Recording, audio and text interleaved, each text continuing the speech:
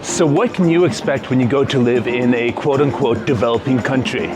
I've noticed a lot of things that are similar in lots of these different countries around the world, Thailand, Mexico, Serbia, and I'm going to tell you about it, some common things that are different from the West. Let's go.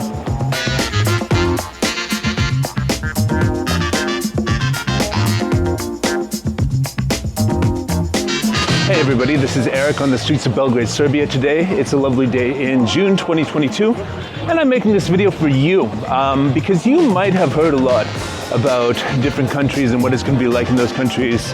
Countries that are less developed than maybe a Western country or, East Asian country you might have grown up in, and basically you want to know what to actually expect when you go to those countries because there's a lot of propaganda out there. There's a lot of people who will tell you, no, West is best. For example, I'm from Canada. People couldn't even imagine why I would want to move from Canada to Serbia, but like me, you're probably attracted to places like Eastern Europe, Southeast Asia, Latin America, because they offer something, some passion or vibrant life that you couldn't get in your super organized, super successful country where you were just another person who's going to get a job and work until you die. So basically I'm here to sort of tell you what these countries have in common from my experience. I've traveled Thailand, Mexico, Serbia over the last 9 months, and there's lots of commonalities and there's lots of things that are actually very similar despite the fact that they're on different continents. And from what I understand, I only took a short trip to South Africa, but it's very similar. So countries of that sort of economic development where you have a history of some sort of stability and, basically just people living their lives. They're not rich, but they're not that poor either. And there's a social order that they follow. Those are the types of countries that I'm talking about, and Thailand, Mexico, and Serbia definitely fit into those that category that I just defined. So let's get into what you can expect from these types of countries. So the first thing I'm going to tell you about these countries is that people often identify more with their family than their work in these countries. Family comes first. In a lot of Western countries, I have this feeling that it's success above all, individualism above all, you need to make the most money and you need to focus on your work, get a degree, get a job, and your family doesn't matter. But in these types of countries, family very much does matter. And your family is a collective, and the needs of the family are often greater than your needs in the way that they're presented and the way that you're sort of indoctrinated into the ideology of the society. So yeah, it's old world values, and this is what kept, societies functional, I think, back in the day, back in human development. And these societies the ones I mentioned, they still kind of live that way. Families are interdependent on each other for success, basically, and they're more comfortable with their families. They feel a greater sense of intimacy and service to their families because, well, that's just the way it is. Your family is who you are, essentially. And I feel that people in countries like this value that a lot more than countries in the West, where a lot of the time people essentially discard their families in certain ways and distance themselves from it. For example, here you'll find people living with their parents well into their 20s and 30s and not minding it at all, whereas in the West, that's almost like you're a failure if you do that because you weren't enough of a individual success story to actually pay for your own place. And yeah, so they're much more comfortable with the families, and the families in these countries tend to function more with traditional gender roles. Men are men, women are women. They have different roles in the family, different roles in raising the kids and interacting with society on behalf of the family.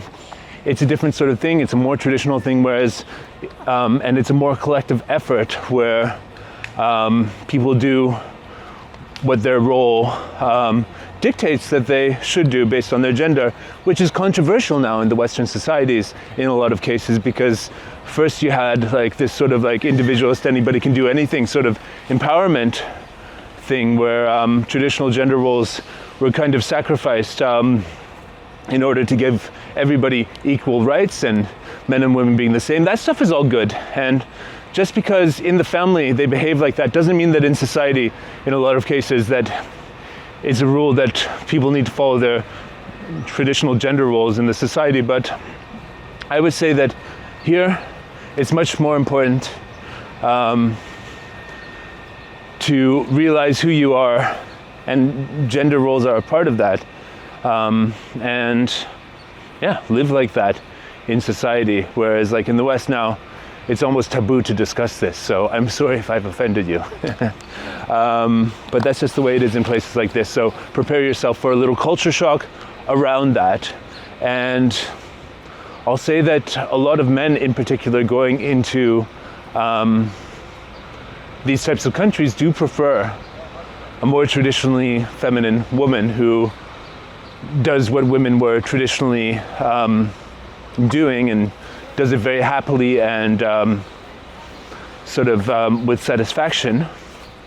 And yeah, Western men seem to find that endearing in the women from Latin America, Eastern Europe, and Southeast Asia, and that's a trend. So you find what works for you, but know that when you come to this type of country, you will be confronted with more traditional gender roles. And the next thing is that people here like to have a much less stressful life. And what I mean by that is that in the West, in these countries that pride themselves in being so super organized and successful, it's stressful. It's stressful to be successful and to constantly find that as your main priority. And people here tend to go more towards what's comfortable, what flows, what their friends are doing, what their family's doing, and they don't find the need to drive so much towards individual success and achieving stuff that's gonna make them the best and all that sort of stuff. That's like a sort of, in some way, a Western disease that we're raised with in the West, especially us from middle class and above type families. In the West you still have lots of people who don't give a fuck about their social status, but anybody who's middle class and above really does. And I find in countries like this, it's much more of an even playing field, whereas like people are not so concerned as much about their social status. Everybody's a part of the same society and somehow gets along, and it's less stressful because you know that somehow your family's got your back, society's got your back in some way, shape, or form, or at least your circle of friends will, because people are looking out for each other a lot more.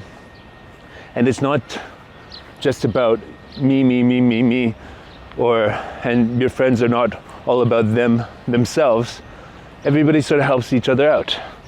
So yeah, things are more spontaneous in these types of societies as well. And what I mean by more spontaneous is your mother might call you and demand that you come and help her right now, not next Thursday, but right now. Your friend will give you a call. Hey, I'm in your neighborhood. Knock on your door, ring your bell. Hey, I'm here now. Do you want to hang out? Not next Friday or Saturday, right now. And it's a lot more spontaneous. And when you learn to live this type of lifestyle in these types of countries, you will learn to appreciate the spontaneity of having friends that you can call up and just go and hang out. Yeah, it's bad for business to not have a schedule of the shit you're gonna get done and to not stick to it, but I think there's some good in this too. So the way I balance this is I kind of leave my weekends for those spontaneous meetups, so that I can be in the week super organized and hardworking, and stuff like Rising Nomad videos. Subscribe? No, I'm joking, but do. Anyway, so the next thing I wanted to say, they're a lot more spontaneous, a lot more hanging out is occurring, and there's a lot more talk and less action. People will sit and talk about how they're able to do things, but then when you want to actually schedule time and nail them down to do something, they won't do it, they won't show up, they won't commit, they won't, all sorts of different reasons why they're so spontaneous that they canceled on you because something else came up, their mother called them, needs her help, and all that sort of stuff. So it ends up being a lot of talk. Everybody thinks and knows that they can do something, but saying, yes, we will do that is kind of like a maybe in most countries where people take pride in the result and take pride in working together to get things done. So that's a huge difference, folks. I mean, it's just like, it's super frustrating. Like, and you see in these Facebook groups a lot with all these foreigners in these types of countries, like with their senses of entitlement of the customer service they're gonna receive. And then they're like, oh, can't get my air conditioning guy to show up. Oh, this guy won't do this, and he said he'll do this, and don't people here value their word? It's like, they just have a different mentality, let's say. Yeah. So the attitude is very much like, enjoy now. Because who knows about the future? Enjoy what you can now. Enjoy the moment. And we in the West have lost a lot of that, you know? That it's gonna be okay vibe. In our minds, it's like, it's not gonna be okay unless we wake up and do this, this, and this, and succeed at this, and become this, and in 5 years we're gonna be this, and then that's gonna happen, and then someday we'll retire. Yeah, right. You can learn a lot from these people about what it is to enjoy now. I guarantee, like, if you learn to enjoy like people here enjoy, it's a richness that you will really enjoy for the rest of your life. And then you'll go back to your home country after being an expat, and you'll be culture shocked at how freaking closed off to enjoying life itself people are. So enjoy now. Who knows about the future? That's where it comes from. And people are largely poor. You know, like, okay, if you look at the world, it's not like these countries I'm mentioning where us expats go and live, like Thailand, Serbia, Mexico. It's not like poor, like they don't have food to eat. They have food to eat, but most of the population is living paycheck to paycheck. You could say this is the case in countries like America and Canada, and it very much is the case, but it's a completely different way of doing it. I'm talking about really like paycheck to paycheck, and people don't care. They're not trying to better their condition. They're happy with their life because their family life is so rich, and their life with their friends is so rich, and they're able to enjoy the little things in life because they're not stressed out about their job and stuff like that.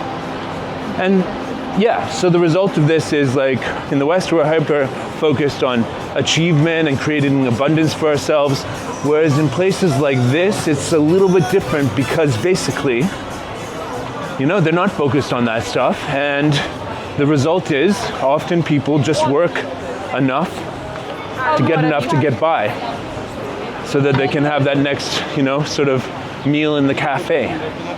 And that's the way it is, folks. I mean, it's not good or bad. It's just different than you're used to, and you can learn a lot from it. And deep in your heart, you know that there's something interesting about this type of culture that you do want to learn, that will set you apart from the other people in that capitalist, success-driven place that you grew up. So, yeah, pretty good, right?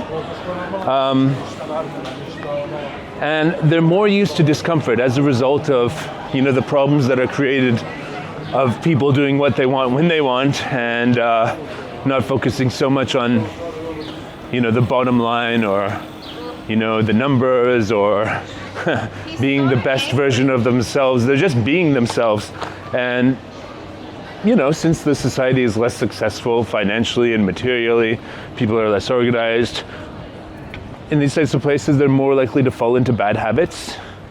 Well, the obesity in America, yeah, that's a really bad habit, but that's the marketing that did that to them. But anyways, people are more used to discomfort and suffering. They're more used to sort of like living their lives and feeling in position. Things that would give you the heebie-jeebies if they happen to you.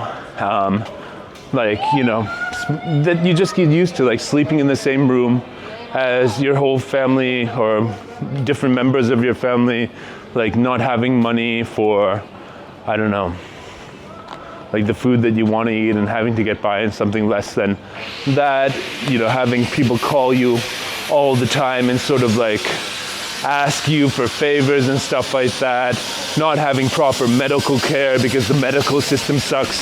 This is all stuff that's very real in these types of countries.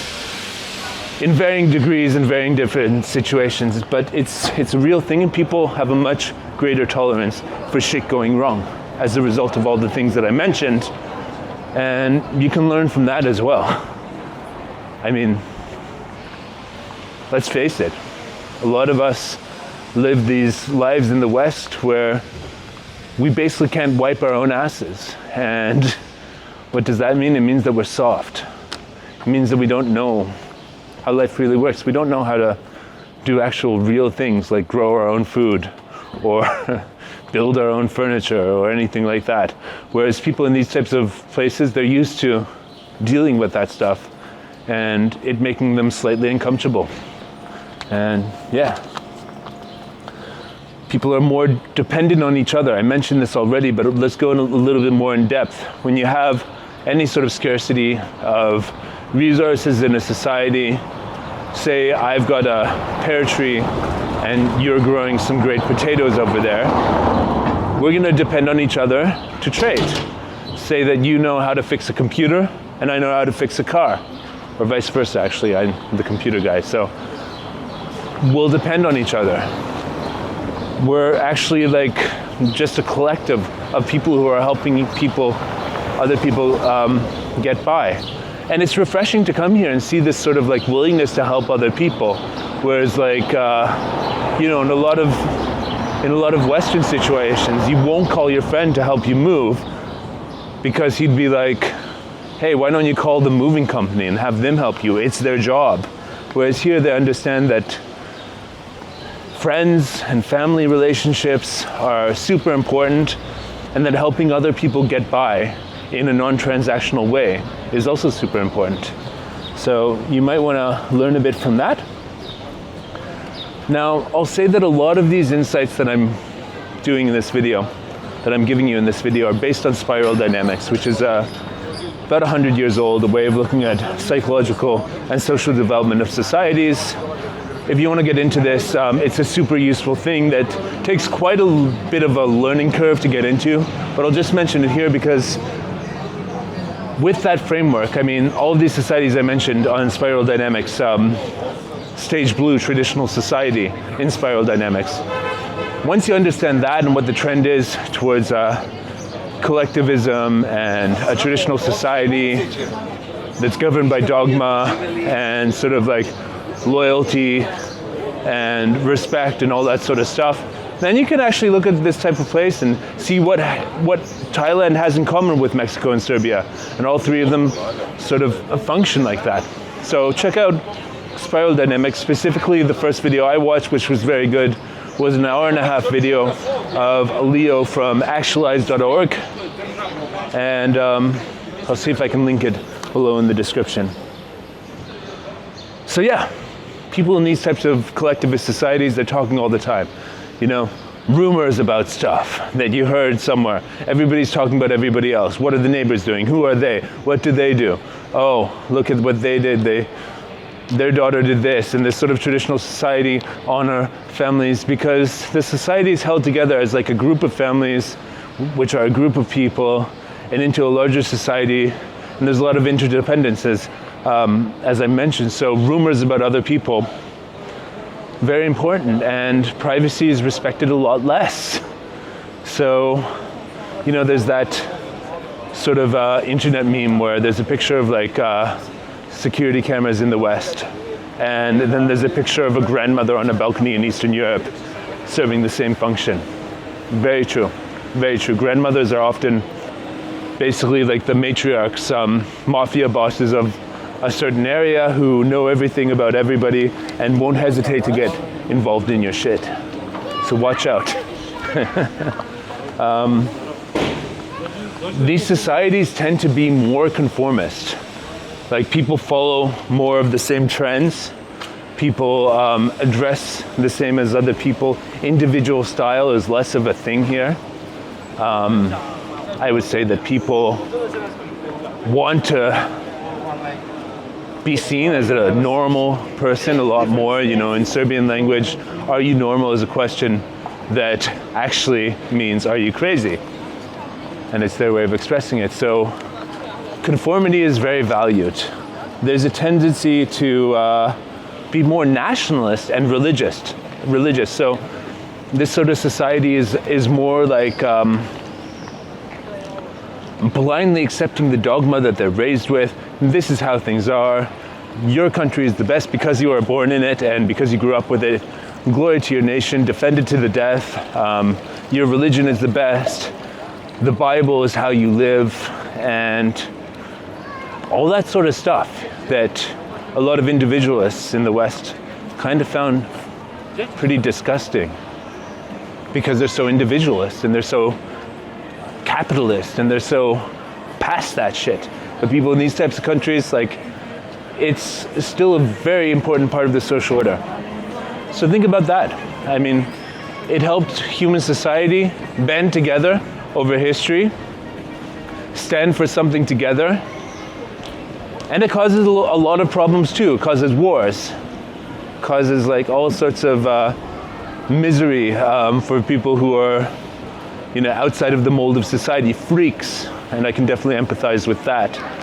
And so, yeah, nationalism and religion and repressive social order laws, they still exist in a lot of these places, and people in the West who grew up with different ideas of human rights and different ideas of individual rights and different ideas of how they should be allowed to express themselves, they don't understand it. So, I mean, it's not the best feature of these places, but you have to understand that it got these societies where they were, and even the Western countries went through this type of stage as well.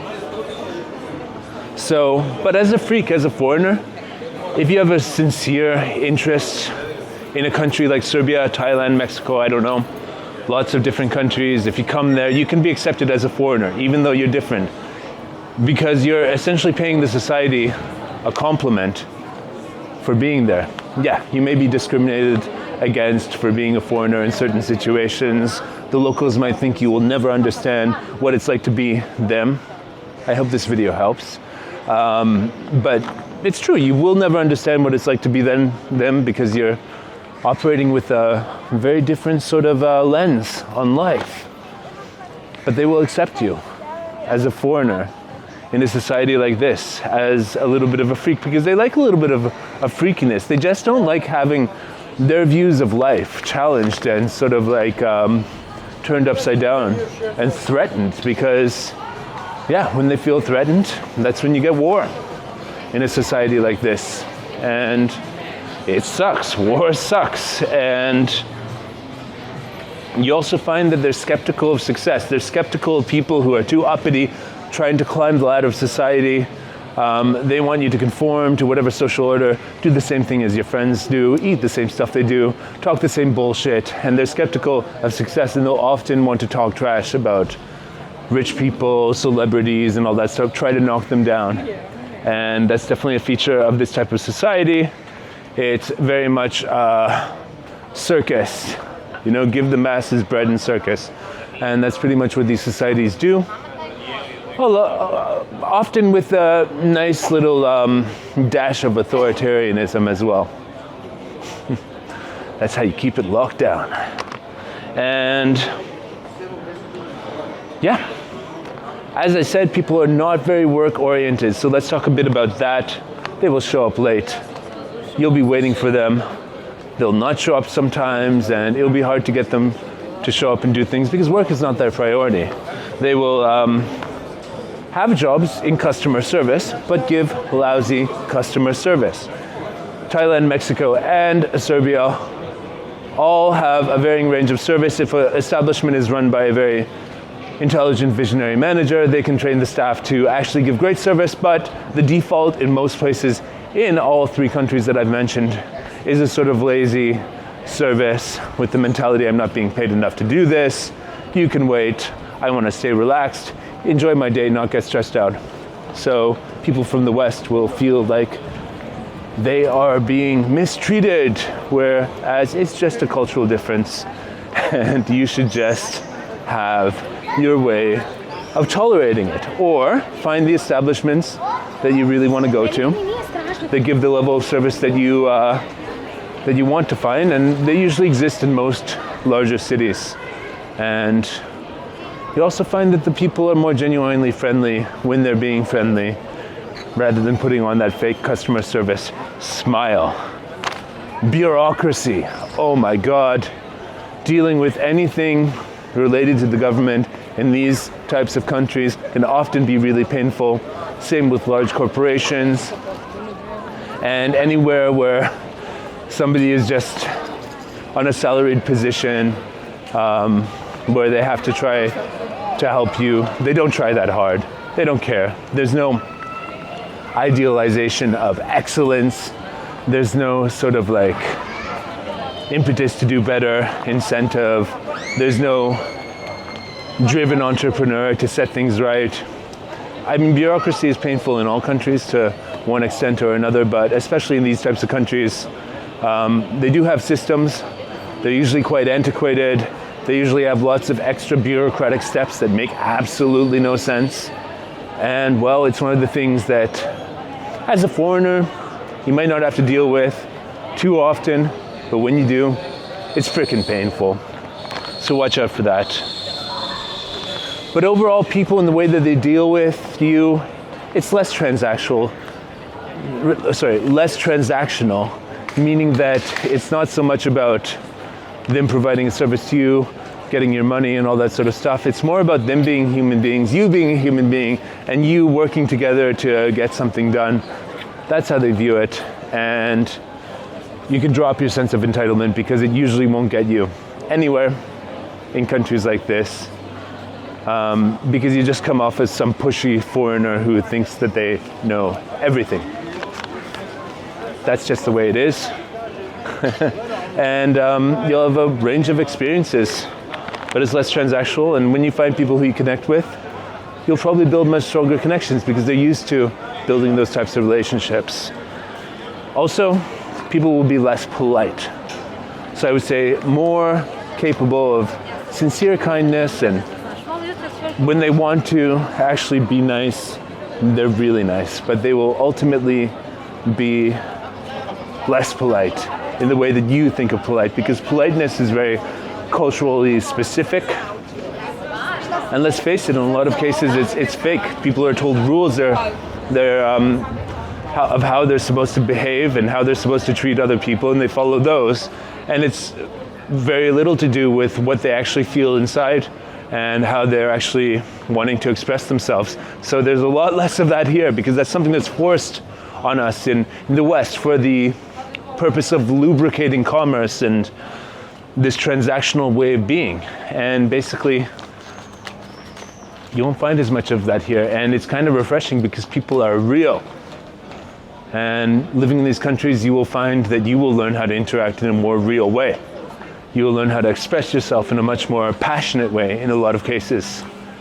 That's at least in Mexico and Serbia and Thailand. They're very polite actually, and they don't express themselves as directly. So there's one difference of the three that I found. So yeah, overall, you can take a lot from a place that's not trying to be the best. A place that's not trying to overexcel, make tons of money, produce like goods that blow the world away. Places where people just live. And these countries are good for pleasure. You know, they're good for enjoying life. They've got beautiful women, they've got relaxed places where you can enjoy your life, beaches, whatever you want. And they're a lot cheaper than the Western countries. And at first you might be in the honeymoon stage, but then you're gonna see some serious things that you don't like. And I hope that this video sort of helps you understand what you don't like a little better, so that you can, I guess, tolerate those things more and understand what you do like and why you like it more. The last thing I'll say is that a lot of the people in these types of countries, when they hear that you're from a place like Canada, like I'm from, or US or Western Europe, or those rich countries, they'll express a surprise that you want to live in their country, because they've also been brainwashed, like you, all their lives, to think that these countries are like inferior to the Western successful countries, and they'll be surprised you want to live in their country, and they will also express a longing to live in a country like you grew up in, because just like you didn't understand the benefits of these types of countries before you came to live in a place like this, before you took the plunge, they don't understand the disadvantages of the Western countries and the lives that people make for themselves there before they go and have all the expectations forced on them, all of the inhuman sort of like tendencies of the society and the way that people treat each other. So I'll leave you with that thought. I would not say that the West is the best. I would not say that the developing world is bad. I choose to be in a country like this, doing business with the West, and that's how I developed this channel, Rising Nomad, my business support adventure, and yeah, it's kind of like the best of both worlds. Thanks a lot. This has been Eric, Rising Nomad. Hope you enjoyed seeing the streets of Belgrade, Serbia. Subscribe to our channel for more deep expat insights about expat life, digital nomad lifestyles, and all that sort of stuff. We also have a Facebook group that you can join and interact with us. And I hope that you enjoy your day wherever you are. Thanks a lot. Take care.